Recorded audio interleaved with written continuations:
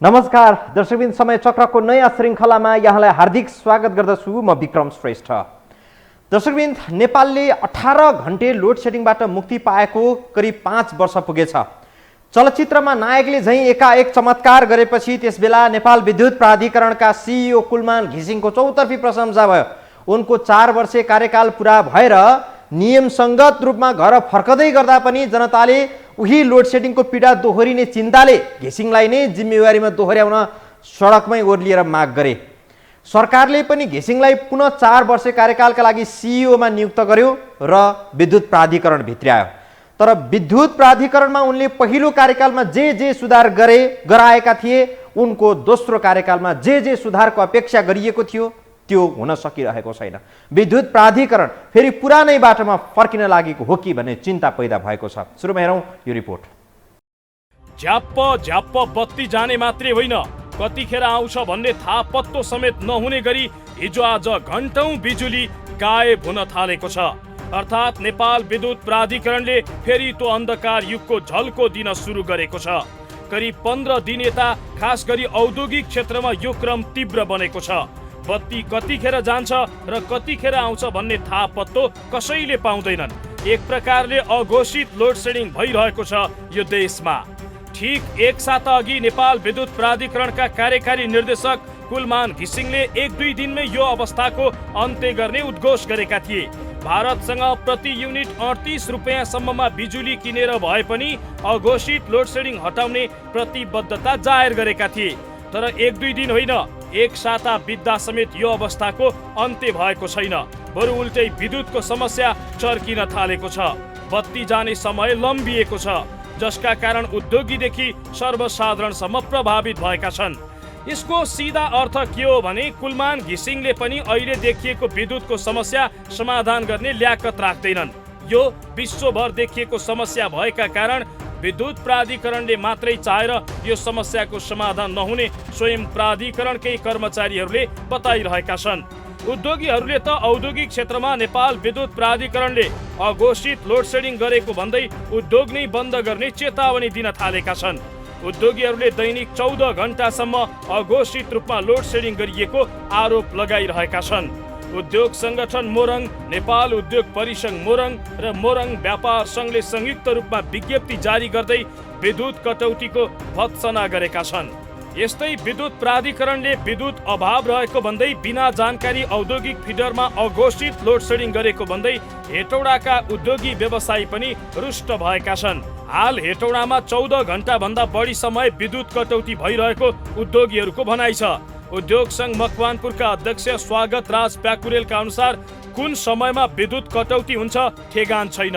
पछिल्लो 1 हप्तामा 9 घण्टादेखि 14 घण्टा भन्दा बढी समय बिजुली कटौती भइरहेको उनले बताए। विद्युत लाइन काट्ने समय दिनहुँ बढ्दै जाँदा उद्योग सञ्चालन गर्ने समस्या भइरहेको उनले सुनाए। बरु विद्युत नै काट्ने भए लोड सेडिङ तालिका निकालेर काट्न उनको सुझाव छ। हामीले चाहिँ योभन्दा अगाडिको हप्ताबाट अलिअलि पावर कट्सहरू हुन थालेको थियो। 1-1.5 घण्टा 2 घण्टा त्यसरी जाने अवस्था थियो भने शनिबारदेखि त्यो अकस्मात बढ्न गयो। शनिबार 8 घण्टा गयो, बेलुका 7 देखि बिहान 3 बजेसम्म। त्यसपछि आइतबार 12 घण्टा, सोमबार 14 घण्टा, मङ्गलबार 12 घण्टा यसरी गएको थियो भने अब अहिले चाहिँ त्यसपछि हामीले धेरै नै कुरा उठायौँ र यो फेरि सेड्युलमा पनि आएन। उहाँहरूले चाहिँ कतै पनि लिखित रूपमा अथवा सेड्युल रूपमा हामीलाई पूर्व जानकारी केही भएन, के कारणले गइरहेछ पनि भनिएन। यसरी गर्दाखेरि चाहिँ उद्योगहरूलाई धेरै ठुलो समस्या पर्यो, धेरै नै क्षति बेहोर्नु पर्यो। र यो लोड सेडिङको अवस्थामा हामीले चाहिँ सरस्वती उद्योगहरूसँग बुझ्दाखेरि कुनै उद्योगको 60%, कुनैको 70%सम्मको उत्पादनमा कटौती गर्नुपर्ने अवस्था आयो। भारतबाट विद्युत खरिदका लागि दैनिक हुने बोल कबोलमा महँगो दर रेट प्रस्ताव गर्दा समेत विद्युत नपाएपछि विद्युत प्राधिकरणले औद्योगिक क्षेत्रमा विद्युत कटौती गर्ने गरेको छ। भारतीय बजारमै बिजुली अभाव भएपछि महँगो मूल्य तिर्दा पनि बिजुली पाउन छोडेको नेपाल विद्युत प्राधिकरणको भनाइ छ। नेपालमा हिउँदमा आफ्नै उत्पादनले माग धानिँदैन, त्यसका लागि भारतबाट बिजुली आयात गर्नै पर्छ। तर रुस र युक्रेनको युद्धका कारण विश्वभर ऊर्जा सङ्कट बढ्दै जाँदा भारत पनि त्यसको चपेटामा परेको छ, जसको प्रत्यक्ष असर नेपालले पनि भोग्नु परेको हो। भारतमा ऊर्जाको प्रमुख स्रोत कोइला हो। भारतले अधिक कोइला रुसबाट आयात गर्ने गरेको थियो। युद्धका कारण रुसले अधिकांश कोइला आफैले खपत गरिरहेको छ, जसले गर्दा भारतले समस्या झेलिरहेको छ भने नेपाल पनि ऊर्जा अभाव झेल्न बाध्य भइरहेको छ। अहिले भारतमा पनि ऊर्जा एउटा सङ्कटको अवस्था आएको हुँदाखेरि भारतले आफ्नो छिमेकी देशहरूमा जुन व्यापार गर्दै थियो त्यो क्वान्टमै घटेर आयो र एउटा भारतमै उच्च माग छ र भारतमै पनि अहिले म्यासिभ रूपमा पावर कट छ हैन। विभिन्न बिहारमै भन्नुहोस्, युपीमा अनि थुप्रै प्रदेशहरूमा सर्टेज छ। यो खास कारण के हो भने अहिले भारतले जुन विश्व बजारबाट किन्ने खास गरिकन कोइला हो त्यसको चाहिँ सर्टेज सुरु भइरहेको छ। प्राइस पनि एकदम उच्चतम दरमा पुग्यो, तर भारतले मागे जति भारतीय बजारमा पनि त्यो कोइला अहिले छैन। त्यो विभिन्न कारणहरू छन्, जस्तो तपाईँले सुन्नुभएको छ रुस युक्रेनको वार हैन, अन्य केही रिजनहरू अरू पनि होलान् हैन, त्यो मलाई थाहा भएन, तर पनि यो कारणले गर्दाखेरि अहिले खास गरिकन यो रिजन विश्व नै अहिले ऊर्जा सङ्कटमा हिँडिरहेको अवस्था हो। ऊर्जा अभावकै कारण नेपालले महँगो मूल्य तिर्दा पनि बिजुली पाउन सकेको छैन। अहिले औद्योगिक ग्राहकका लागि चाहिने हाराहारीको बिजुली राष्ट्रिय प्रणालीमा अपुग छ। यो मागलाई प्राधिकरणले भारतबाट ल्याएर पूरा गर्दै आएको छ। कुल 1600 मेगावाट बराबर आन्तरिक विद्युत माग रहेकोमा 350 मेगावाट बिजुली अभाव रहेको प्राधिकरणले बताउँदै आएको छ। यो व्यवस्थापनका लागि प्रयास गरे पनि विश्वमै ऊर्जा सङ्कट हुँदा समस्या परेको प्राधिकरणका अधिकारीहरू बताउँछन्। त्यसको असर चाहिँ अहिले नेपालमा पनि हल्का नपरेको होइन, परिरहेको छ। तर पनि हामीले हाम्रा उद्योगीहरूलाई चाहिँ करिब 14 घण्टा 15 घण्टा रेगुलर सप्लाई पनि दिएको छौँ। कुनै कुनै दिन त हामी फुल पनि दिएको छौँ। यो लास्ट 2 हप्तादेखि केही तपाईँले अहिले जुन इन्डिकेसन गर्न खोज्नु भएको केही उद्योगहरूमा चाहिँ हामीले रातको समयमा, दिउँसो होइन रातिको समयमा, जुन बेला मान्छेहरू सबै सुतेको अवस्था हुन्छ त्यो समयमा चाहिँ उद्योगहरूलाई हामीले आफ्नो प्रडक्सनहरू चाहिँ घटाउनु भनेर भनेको होइन। भारतले मात्र हाम्रो ओभरअल होल सिस्टम चल्ने होइन, तर भारत अपुग बत्ती चाहिँ हामीले भारतबाट आयात गर्थ्यौँ। भारतबाट महँगोमा बिजुली किन्दा विद्युत प्राधिकरणले दैनिक 22 देखि 23 करोड र 1 महिनामा करिब 8 अर्ब रुपियाँ घाटा बेहोर्ने बताउँदै आएको छ। यसरी हेर्दा प्राधिकरण त टाँट पल्टिनेवाला छ नै। मुलुक नै फेरि लोड सेडिङको युगमा फर्किने खतरा उच्च हुँदै गएको छ। उद्योग हुँदै बिस्तारै यो रोग जनताको घर घरमा समेत पुग्दैछ। कुनै दिन झ्याप्प बत्ती काटिएर घन्टौँसम्म आएन भने अब अनौठो नमान्दा हुन्छ। भरपर्दो वैकल्पिक उपाय नखोजिँदा र भारतको भर पर्दा फेरि अन्धकार युग सुरु हुने जोखिम उच्च बनेको विज्ञहरू बताउँछन्। कुलमान घिसिङका लागि पहिलो कार्यकाल लगभग जनताले देवतुल्य बनाएका थिए र त उनले नीतिगत रूपमा असम्भव जस्तै देखिएको दोस्रो इनिङ पाए विद्युत प्राधिकरणमा। तर पहिलो इनिङ चाहिँ दोस्रो इनिङ उनका लागि सुखद बन्न सकेको छैन। उनका लागि यो कार्यकाल फलामको चिउरा चपाए सरी हुँदैछ।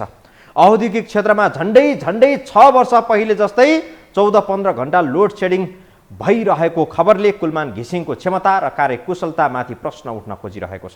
बाँकी प्रसङ्ग हामी जोड्छौँ ब्रेकपछि।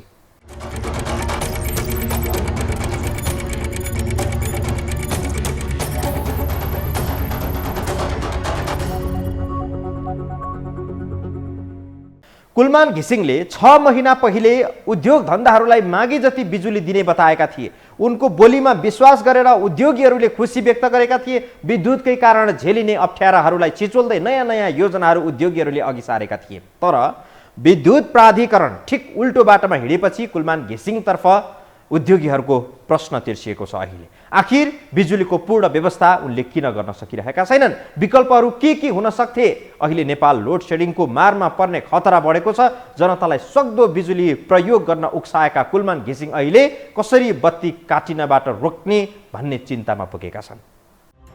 एकातर्फ देशभित्र उत्पादित विद्युत खपत गर्न नसकी दैनिक रूपमा लाखौं रुपैयाँ खेर फालिरहेका छौं भने अर्कोतर्फ पूर्वाधार अभावमा उद्योगहरूलाई मागे जति विद्युत दिन सकिरहेका छैनौं। यस्तो पीडादायी अवस्थाको अन्त्य गर्न चाहन्छौं। निर्माणाधीन आयोजनाहरू सम्पन्न भएपछि उद्योगहरूलाई मागे अनुसार विद्युत दिन सकिन्छ भने आम उपभोक्ताले गुणस्तरीय विश्वसनीय विद्युत पाउनेछन्। चुहावट घट्नेछ, प्रसारण क्षमता सुदृढ हुनेछ। नेपाल विद्युत प्राधिकरणका कार्यकारी निर्देशक कुलमान घिसिङले यस्तो भनेको पनि 6 महिना बितेछ। उनले गत असोज 4 गते त्यसका विभिन्न सब स्टेसनहरूको अवलोकन गर्दै यस्तो बताएका थिए। तर त्यसको 6 महिनापछि नेपालमा ऊर्जाको अवस्था उनले बोलेको भन्दा ठिक उल्टो अवस्थामा पुगेको छ। अहिले नेपाल लोड सेडिङको मारमा पर्ने खतरामा छ।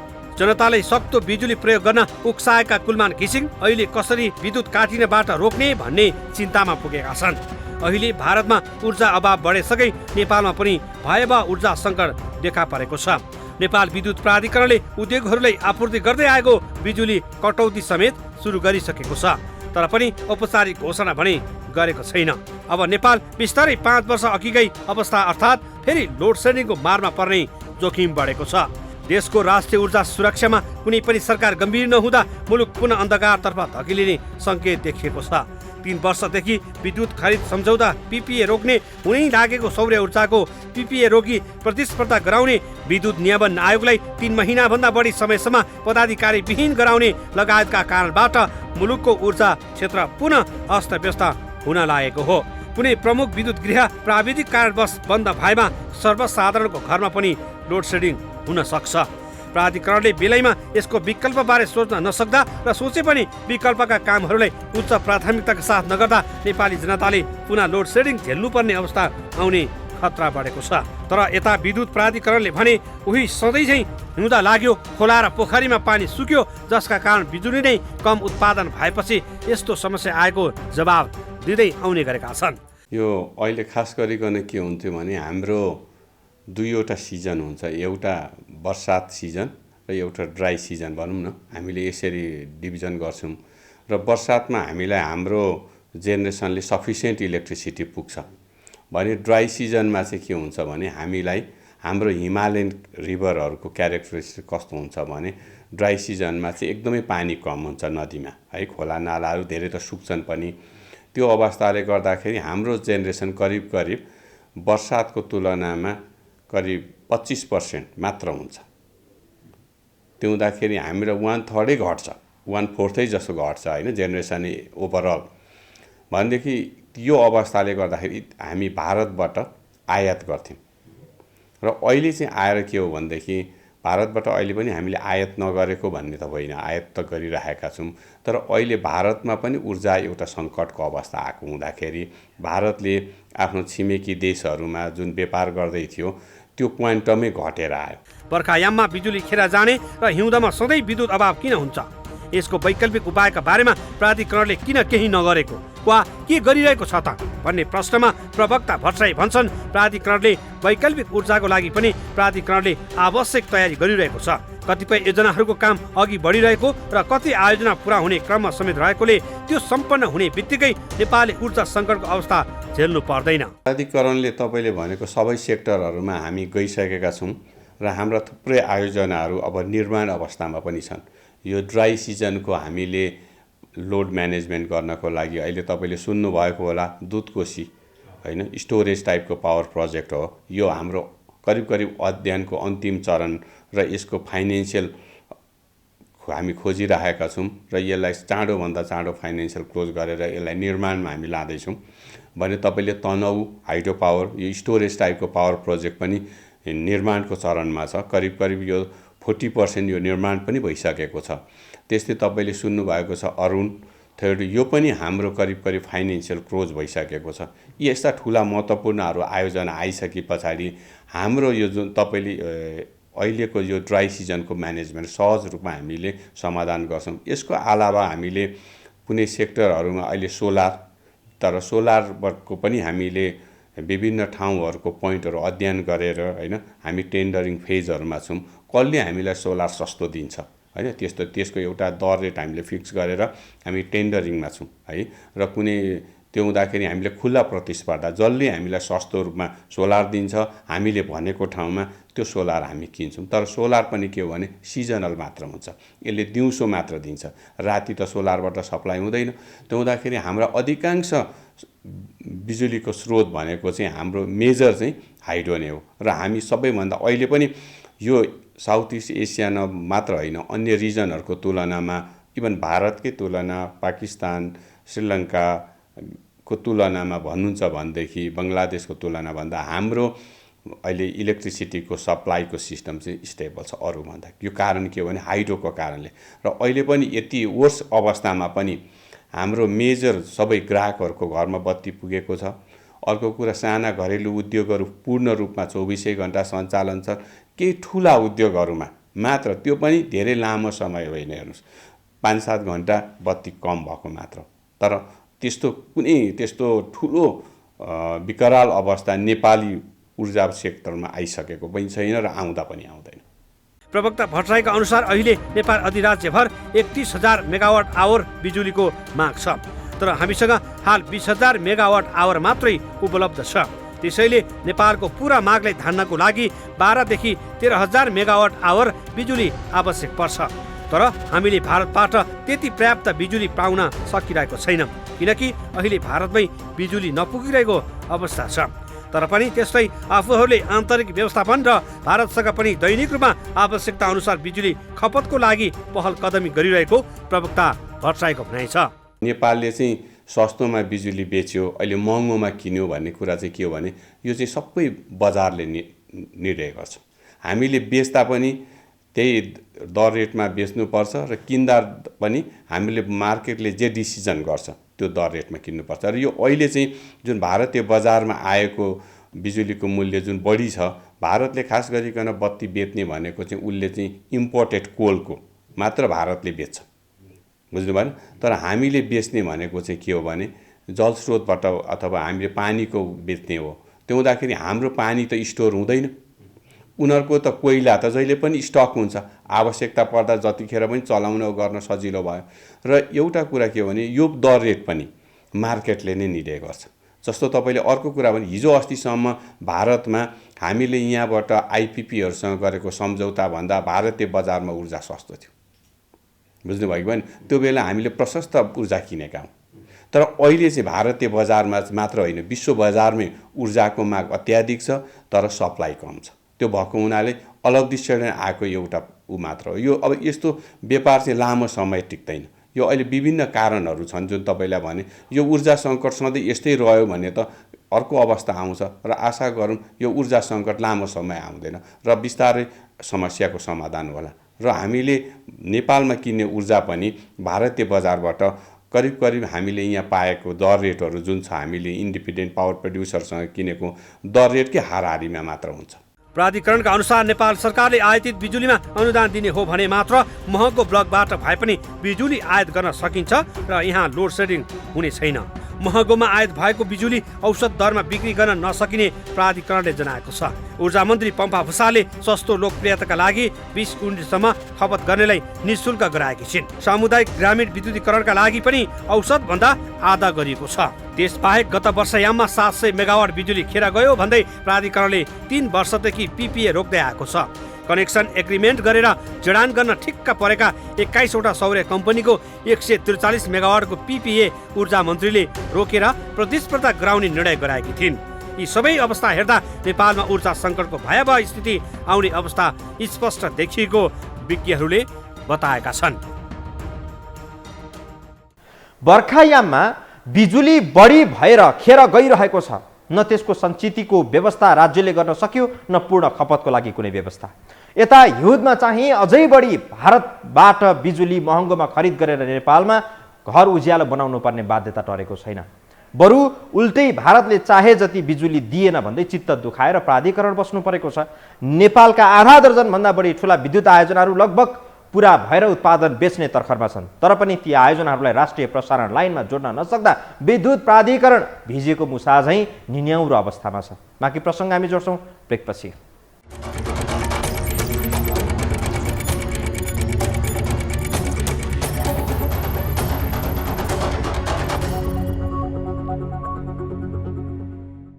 गत वर्ष यही सिजनमा 1300 मेगावाट बिजुलीको माग थियो, अहिले 1650 मेगावाट छ। अर्थात् वर्षेनी बिजुलीको माग बढिरहेको छ। जनताले मात्रै होइन, औद्योगिक क्षेत्रमा समेत विद्युतको खपत बढिरहेको छ, तर सरकारले बिजुलीको उत्पादन चाहिँ सीमित अवस्थामै राखेको छ, जसका कारण नेपालले बिजुली किन्नै पर्ने बाध्यता छ। भारतबाट महँगोमा बिजुली किन्दा अहिले पनि नेपाल विद्युत प्राधिकरणले दैनिक झन्डै झन्डै 22 देखि 23 करोड रुपियाँ घाटा बेहोर्नु परेको छ।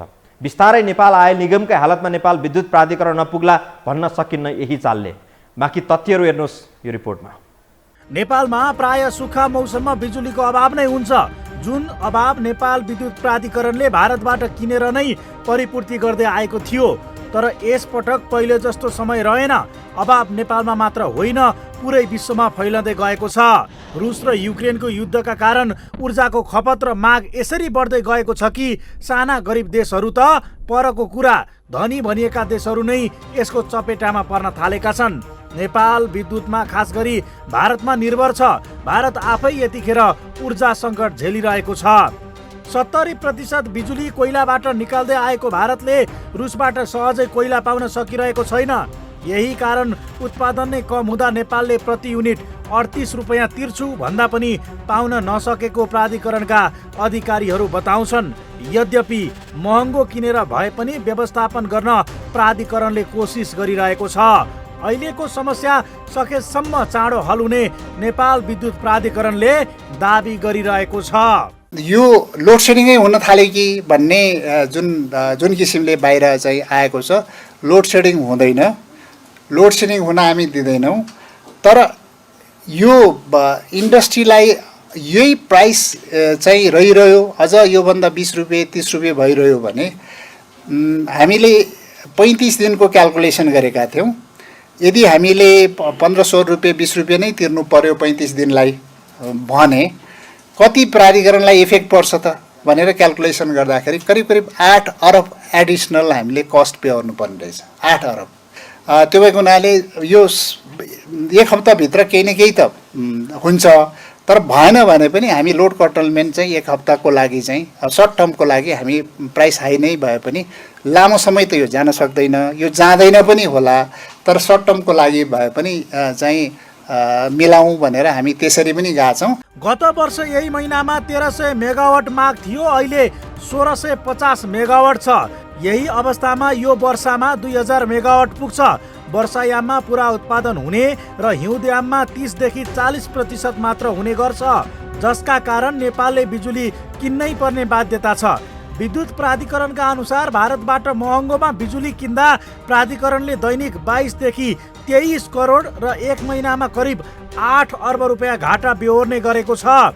यसरी हेर्दा प्राधिकरण त टाट पल्टाउँदै छ नै। मुलुक नै फेरि लोड सेडिङको युगमा फर्किने खतरा उच्च हुँदै गएको छ। भारतमा ऊर्जा सङ्कट देखिन थालिसकेको छ। यतिखेर भारतमा 4,50,000 मेगावाट घण्टा अर्थात् 45 करोड युनिट माग छ भने आपूर्ति जम्मा 2,50,000 मेगावाट अर्थात् 25 करोड युनिट मात्रै छ। ऊर्जा अभावकै कारण श्रीलङ्कामा 7 घण्टासम्म लोड सेडिङ हुन थालेको छ। पाकिस्तानमा 15-16 घण्टाको लोड सेडिङ छ। एक महिना अघि चीनमा ऊर्जा अभावकै कारण सबै उद्योग बन्द भए, अहिले पनि समस्या छ। विश्वभर समस्या भएकाले नेपालमा मात्रै समस्या हो कि भनेर नआतिन प्राधिकरणका कार्यकारी निर्देशक घिसिङको अपिल छ। ग्लोबल क्राइसिस किन भयो भने अहिले इन्डियाको जेनरेसन भनेको करिब करिब 70% कोलबाट हो, कोल बेस्ड जेनरेसन हो। र नेपालले इम्पोर्ट गर्ने भनेको इन्डियाले इम्पोर्ट गरेको कोलबाट मात्रै नेपालमा सप्लाई गर्न पाइन्छ भनेर इन्डियाको पोलिसीमा छ। र इन्डियामा इम्पोर्टेड कोलको चाहिँ धेरै ठुलो सर्टेज भयो हैन। अब यो किनभने इन्टरनेसनल अहिले युक्रेन वारदेखि लिएर धेरै समस्या परेको हुनाले सबै मेटेरियलमा पनि समस्या छ र कोलमा पनि अहिले समस्या आयो। चाइना जस्तो कन्ट्रीमा जबकि 14 लाख मेगावाटको चाहिँ डिमान्ड भएको ठाउँमा 20 लाख मेगावाटको जेनरेसन क्यापासिटी थियो चाइनामा, कोलको कारणले सबै इन्डस्ट्री बन्द गर्नुपर्ने स्थिति आयो। त्यो त कुनै बेला चाहिँ ग्लोबल क्राइसिस आएको हो। त्यो ग्लोबल क्राइसिसको बेलामा नेपाललाई पनि अलिकति इफेक्ट भएको छ। आज हामी त धेरै इफेक्टेड छैनौँ।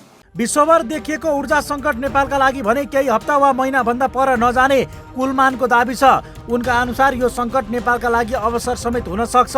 यो समस्या असारदेखि भदौसम्म गयो भने नेपालले आफ्नो सङ्कट टारेर महँगो बिजुली बेच्न समेत सक्नेछ। अल्पकालमा सङ्कट भए पनि पछि 500 मेगावाटसम्म बिक्री गर्न सकिने कुलमानको तर्क छ।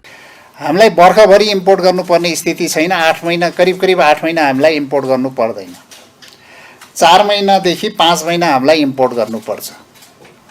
अब अर्को 2 वर्ष यो कमिङ ड्राई सिजन र अर्को ड्राई सिजनसम्म हामीलाई केही इम्पोर्ट गर्नुपर्ने स्थिति हुनसक्छ। यो अहिले ड्राइएस्ट सिजन हो, एकदमै ड्राई सिजन। ड्राई सिजन भनेको हाम्रो जेनेरेसन एकदम कम हुने तर डिमान्ड हाई हुने। नेपालको विद्युत महँगो छैन। नेपालको विद्युत वास्तवमा भनेको अहिलेको क्राइसिसले हेर्ने हो भने हाइड्रो पावर जति सस्तो रिलायबल पावर कुनै पनि देखिँदैन। कुलमानका अनुसार बाहिर हल्ला भए जस्तो मुलुक लोड सेडिङमा जाने सम्भावना न्यून छ। तर प्राधिकरणका कर्मचारी भने अवस्था यस्तै रहे वैशाख र जेठमा लोड सेडिङ हुन सक्ने बताउन थालेका छन्। 38 रुपियाँमा बिजुली किनेर 9 रुपियाँमा जनतालाई बेचिरहन नसक्ने प्राधिकरणको प्रश्नोक्ति छ। अझै यतिका रकम हाल्छु भन्दा पनि किन्नै नपाइने अवस्था बनेकाले केही समयका लागि अघोषित ढङ्गबाट बिजुली काटिन सक्छ। यी सबै कमजोरीको कारण कुलमान घिसिङ नै हुन् भनेर आक्षेप लगाउन सकिन्न। त्यसबेला चोरी गरी वा लुकाएर विद्युत खपत गर्नेहरूलाई कुलमान घिसिङले तह लगाएकै हुन्। विद्युत चुहावटलाई रोक्न घिसिङको सूत्र एकदमै प्रशंसनीय मानियो र उनी त्यस कार्यमा सफल पनि रहे। तर अहिले प्राधिकरणको चुनौती अलि बिल्कुल फरक छ, तर त्यसतर्फ उनको क्षमता फिक्का प्राय देखिएका छन्। दर्शकबिन, आजलाई समय चक्र यति नै। बिदा दिनुहोस्। नमस्कार।